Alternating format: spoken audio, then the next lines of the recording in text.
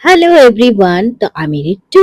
আর আজকে একদম লাঞ্চের থালি নিয়ে তোমাদের সামনে হাজির হয়ে গেছি। আজ হচ্ছে চতুর্থী, তো সকলকে জানাচ্ছি হ্যাপি চতুর্থী। সবার পুজো অনেক ভালো কাটুক। আমারও কিন্তু পুজো মনে হচ্ছে অনেক ভালো কাটতে চলেছে, তবে যদি এই বৃষ্টিটা না পড়ে। আকাশে হঠাৎ করে দেখলাম মেঘ চলে এলো অ্যান্ড দেন বৃষ্টি স্টার্ট হয়ে গেছে। সকালে কিন্তু পুরো পুজো পুজো আকাশ ছিল, দারুণ একটা ওয়েদার, রোদ চারিদিকে ঝলমল করছে। আর এখন এরকম একটা ওয়েদার দেখে আমার মনটা অনেক খারাপ হয়ে গেল।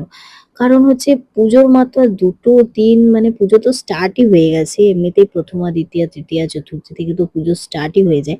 তার মধ্যে যদি এরকম বৃষ্টি, পুজোর যে মেন দিনগুলো সপ্তমী, অষ্টমী, নবমী, দশমী, তো এই দিনগুলো যদি বৃষ্টি হয় খুব খারাপ লাগে সত্যি। আর আজকে হচ্ছে লাস্ট ডে কোড।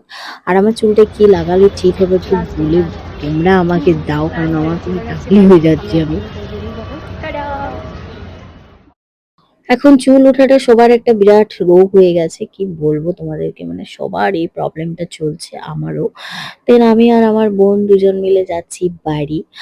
আর তোমাদেরকে একটা কথা বলে রাখি যে আমার বোন কালকের থেকে আমার কাছেই আছে। তো সেই জন্য আর কি। আর কাশফুলগুলো দেখে খুব ভালো লাগছে, সাথে বাড়ি ফেরার যে মজাটা কি বলবো। রাস্তায় বাসে আস্তে আস্তে এত বৃষ্টি হচ্ছিল। এটা হচ্ছে আমাদের পাড়ার পুজো, আমাদের নিজেদের বাড়ির পুজো। মায়ের প্রতিমা কিন্তু একদম রেডি হয়ে গেছে। এটাকে দেখে একদম দিল খুশ হয়ে গিয়া। আজকে গোপালের জন্য এনেছিলাম ম্যাঙ্গো রসগোল্লা। ও তো খেয়ে খুব মজা পেল।